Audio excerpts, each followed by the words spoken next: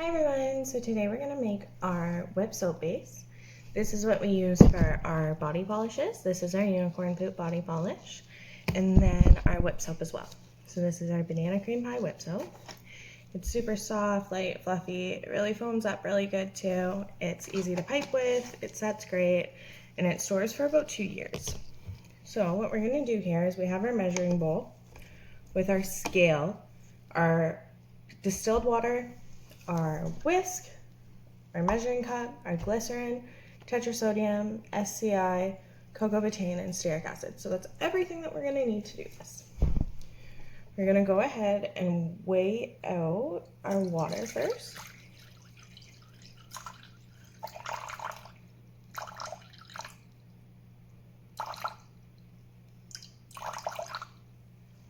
Okay. And then I tear the scale in between, so that just resets it down to 0. That way I can make sure 100%. I don't have to do the math in my head to make sure I have the right all of the right measurements. This is our cocoa betaine, which is cocamidopropyl betaine. It's used as a foaming agent.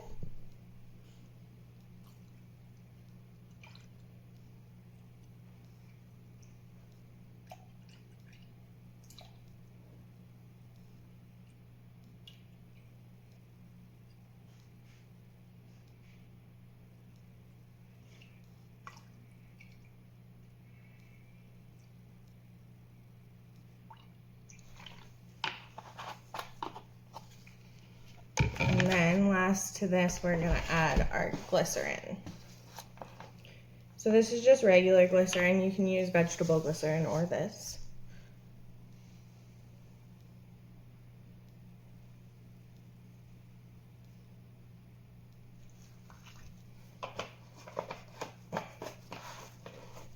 And then you're gonna take all this and whisk it together gently.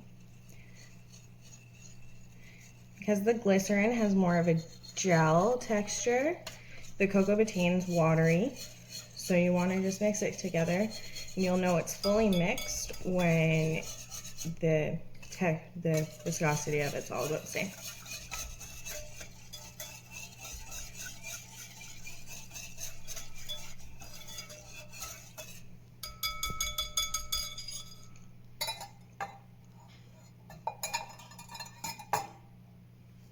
Okay, so next we're gonna add our stearic acid.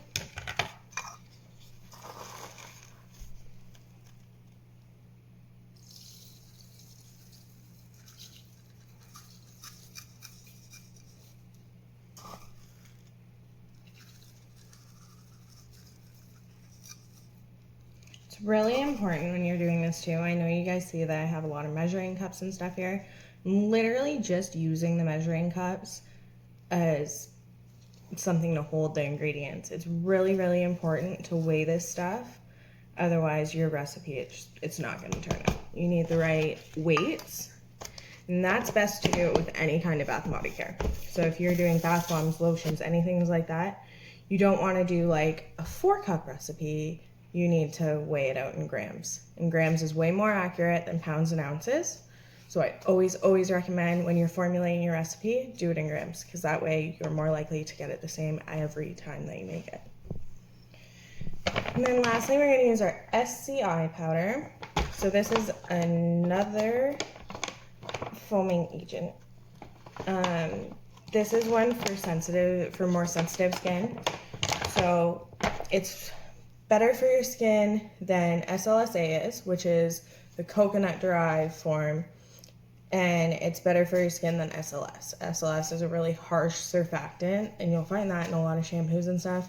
It's not even great for your hair. It's better to find stuff that's SLS free and find something that has either SCI or SLSA.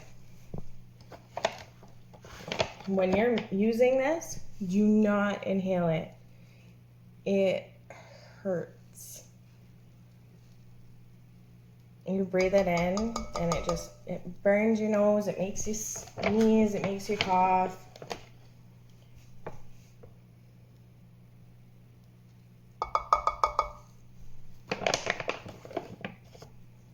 So this batch that I'm making here When you whip it, it about triples to quadruples in size. And then you can add different stuff to it. So it's a really flexible base. You can make a scrub out of it. You could do a salt scrub with it.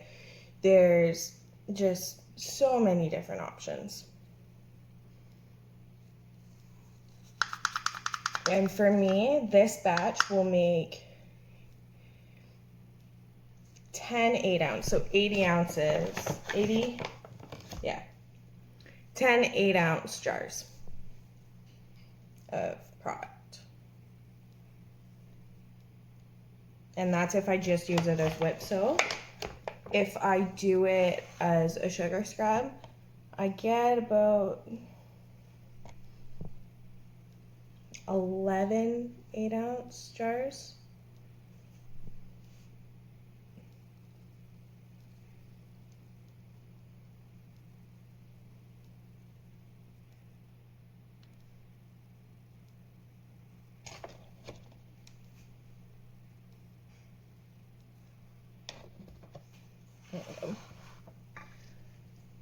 And then we need to add our tetrasodium. So this I'm actually gonna need a spoon for.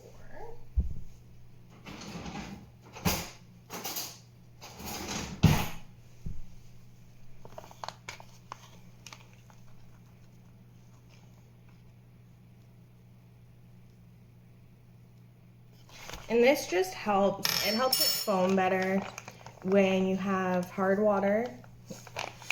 So that can depend per house, right? Whether your water's hard or soft. So this just makes sure that you get the right foam even if your water is hard.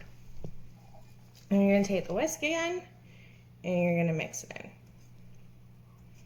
This is another part that you have to do really, really carefully. Just a minute. I'm gonna turn that so that you guys can see it getting mixed in.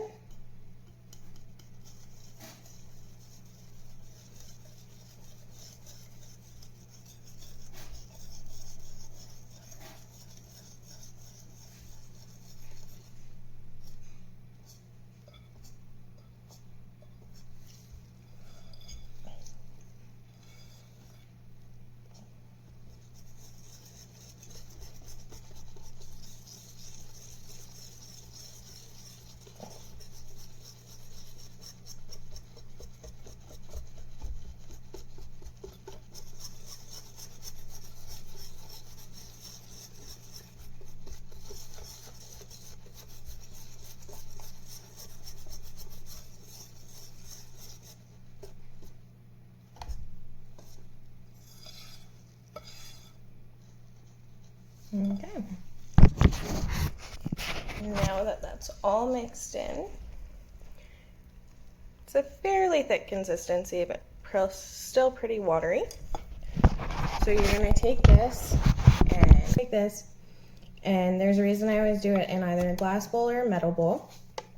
It has to go onto a pot of steaming water. So you just set it on top of the pot and let it steam. Depending on the size of the batch, it usually takes anywhere from 10 to 30 minutes. This will take about 25 in batch that we're doing. You just set it on there, you stir it a little bit, and then check back every about 5 minutes and keep stirring it. When it's fully done, you'll notice all this stearic acid will be melted in with it, and it'll be a fairly thick consistency. Just keep in mind you don't want it too thick because it does thicken up when it cools off as well. So we will check back when this is off the stove. All right, so it's been about 25 minutes and we're done. It feels almost like pudding. It's about the consistency you're looking for. And then now that it's like that, kind of stands up a little bit on its own, we are going to let it cool. And then once it cools, you add your preservative, your fragrance, any oils that you'd like to add to it, any additives like charcoal or clay or sugar, stuff like that. So we'll check back when we do that. Alright, so we have our bath whip all cooled off here.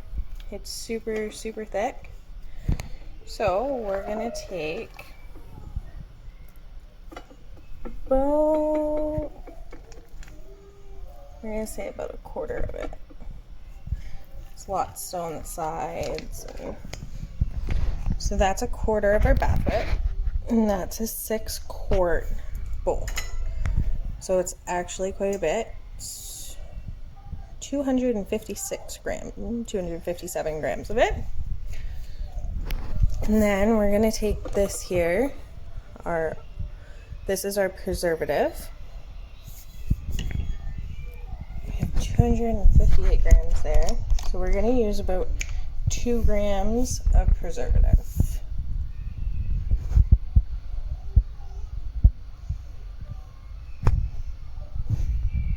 Okay.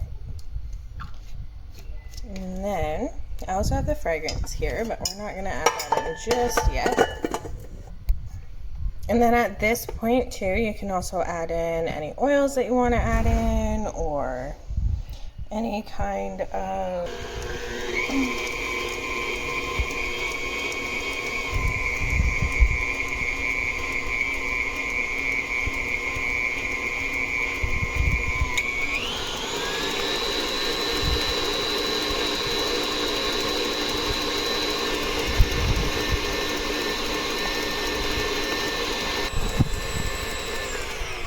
So while this is mixing, you're gonna want to periodically stop and scrape down the sides. This just makes sure that everything gets mixed in properly.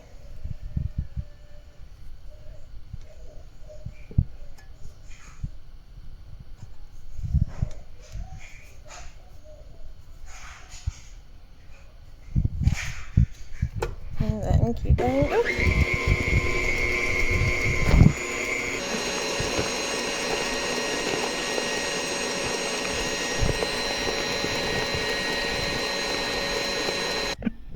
So as you can see, we've about doubled in size here. So this is where I'm going to add in the fragrance and the color. So we have some banana cream pie fragrance. And then we have a neon yellow pigment. So now we have our fragrance weighed out. We're just going to pour that in.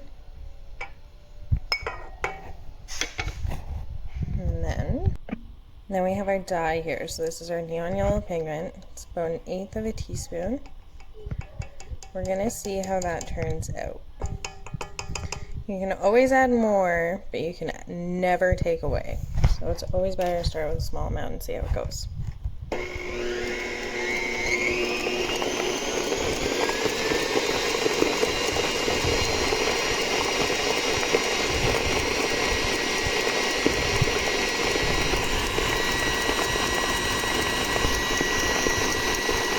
And that's pretty much start to finish. I'll update the video with it piped and in the packaging.